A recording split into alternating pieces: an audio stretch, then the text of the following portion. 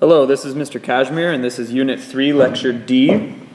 This is the lecture on Course Reader D, which is titled The Reaction of the Theater Community to the AIDS Crisis. Here's the big idea. In the early 1980s, the AIDS epidemic began. AIDS was, and still is, a fatal and devastating disease, and early on in the epidemic, gay men were the population predominantly affected by the disease. Because of prejudice against homosexuals, the response of the American government and populace to the epidemic was devastatingly slow and inadequate. As artists saw their friends and lovers dying all around them, they spoke out about the crisis through their art. So let's break this down a little bit.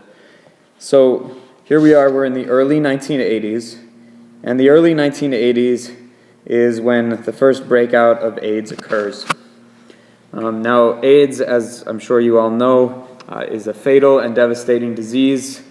At the time in the 80s, if you had it, it was a death sentence, and it was really a slow, or not a slow, but rather an incredibly painful and debilitating and humiliating and very sad way to die. Essentially, your entire immune system would break down and you would develop all these different maladies and you would waste away. And so people, including very young people, maybe in their 20s or 30s in the prime of their life, were being struck down by this disease. Of course, AIDS does still exist today, and many people still die from it every day. However, in the 30-plus years since the epidemic began, the research has gotten to the point now where that death can be held off for a bit, and there are some treatments available, but we still don't have a cure for AIDS. Anyway, in the early 80s when the AIDS epidemic begins, nobody knows what the heck is happening. Nobody knows what this disease is. People are just dying left and right, and they're dying these really horrible, terrible deaths, and nobody knows why.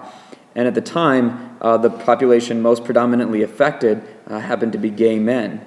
Gay men happen to be the ones getting the disease the most.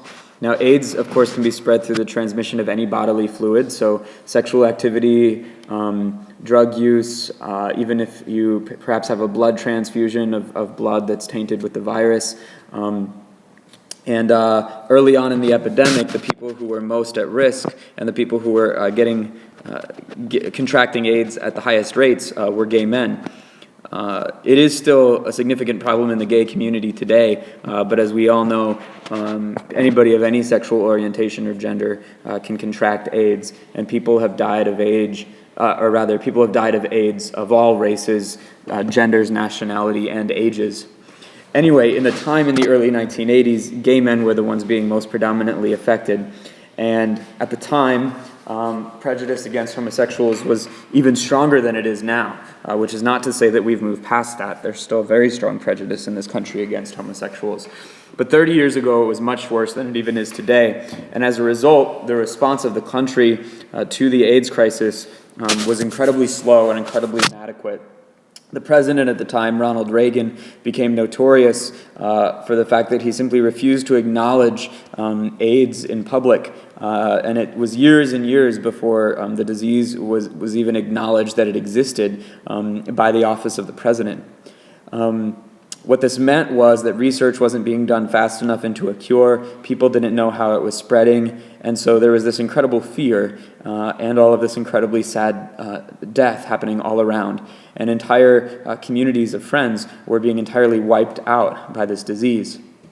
So during this time, what you had was essentially this, you could call it a sort of silent plague, meaning that there was this entire population which was slowly being wiped out, and it wasn't being covered much in the media, and people weren't talking about it, and people weren't trying to find a cure.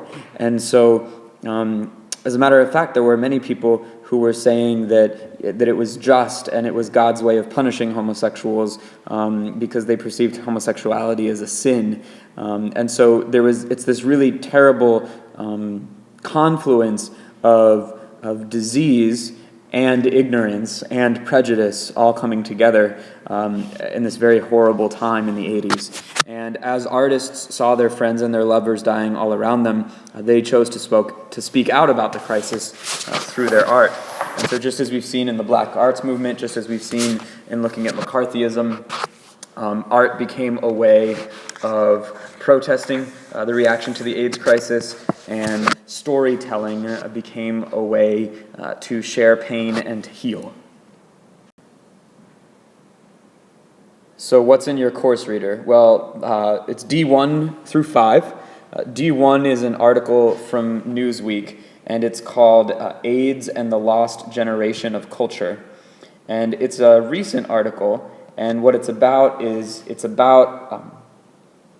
the huge number of artists, quite famous artists, from painters to singers to actors, the huge number of artists who were dying of the plague of AIDS in the 80s and 90s. And this first article just takes a look at not only how many people had died and how many famous artists had died, but it also takes a look at the reaction to AIDS at the time and the reaction to AIDS in the media. D2 and D3 are both summaries off of Wikipedia of two of the most well-known plays from this era, the most well-known plays that deal with AIDS. The first is The Normal Heart by Larry Kramer, which premiered in 1985, and you will see some production history, a synopsis, and information about the critical response to that play. And then D3 is about Angels in America, which is perhaps the most famous play about AIDS and the AIDS crisis. It's actually a two-part play. The total play is 7 hours long when viewed, and the first part of the play premiered in 1991. The second part of the play premiered in 1992, and the Wikipedia entry gives you some information on the characters, a plot summary, a production history, and a sense of the critical reception to the play. D4 and D5 are two short excerpts from the play Angels in America. What you'll see for D4 is you will actually see it's Part 1, Act 1, Scene 9. And D5, which is the very back page of your course reader, is just the final page of the play, and it's an excerpt from the epilogue of Part 2. So those are the 5 things in this course reader. The article from Newsweek, the 2 summaries from Wikipedia about these 2 famous plays about the AIDS crisis, and then 2 short excerpts from Angels. How to read it? Well, for D1, one thing you need to keep track of is it's an article written now, but it's about a time in the past. So just do try to keep a sense of when is the author, David Anson, when is he talking about the current time, when is he talking about the past, and just try to get a sense of the story that he tells in terms of the evolution of attitudes towards the AIDS crisis over time. Look, of course, as always, for main ideas in a nonfiction article. Look for, as always, supporting details. Keep an eye out for mentions of President Ronald Reagan. Keep an eye out for mentions of Tony Kushner's play, Angels in America. And just be really clear that you have a very good sense of who Anson is and what his experience with the crisis has been over the last 30 years, and a good sense of his argument about the evolution of America's response to and understanding of the AIDS crisis. For D2, you want to make sure you have a basic idea of what the play is about. You want to take a look at when it was performed and how the response to the play. Same thing for D3, Angels in America. Make sure you have a basic sense of who the characters are, what the plot is, when the play was performed, and what the reaction to the play has been. D4 and D5. Well, D4 is a scene, I'll give you a little bit of background here on D4. D4 is a scene between Roy Cohn and Henry. Roy Cohn is a lawyer. Interestingly enough, Roy Cohn is actually a real-life person. He's a real-life character, And believe it or not, he was one of the lawyers involved with the McCarthy hearings back in the 1950s. And he was on McCarthy's side during that time, just as an interesting connection to Course Reader B. Anyway, in this scene, Roy Cohn, who is a lawyer, a very, very high-powered lawyer, and Henry, who is his doctor, are having a conversation in which Henry tells Roy that he has contracted the AIDS virus. And Roy, as a high-powered lawyer, gets into semantics and talks about the fact that he does not consider himself a homosexual, and he is not going to name his disease AIDS, because he relates those two things to powerlessness in American society. And so even though he is a homosexual, and even though he does have AIDS, he plays with words and tries to find a label that will work for him and acknowledge the fact that he's this powerful man, even though he is living this closeted gay life that he's not sharing with others, and even though he is dying of AIDS. So don't believe everything you read in that scene. Try to understand the subtext and where the two characters are coming from. And please understand that Roy does indeed have AIDS, and when he talks about not having AIDS, he's talking about that in a political label way, not in a biological truth way. As far as D5 goes, I really just only need you to read Pryor's line, which is sort of this last small monologue at the end of the page. And this is just the note on which Kushner ends his play, and I want you to get a sense of the tone.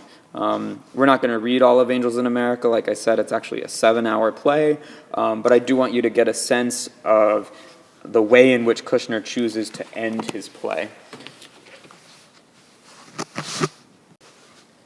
As far as optional pages and miscellaneous notes, this is quite a short course reader. There are no optional pages. You do want to read your way all the way through the course reader. Miscellaneous notes on YouTube. Do note that if you type in Angels in America Pacino, you will find an 8-minute video clip of the scene of D4. And it is a video clip from the HBO TV miniseries adaptation of Angels in America. So again, you can actually see the scene that is in your course reader, in the version that you would see on YouTube, it's Al Pacino playing Roy Cohn. Well worth the 8 minutes.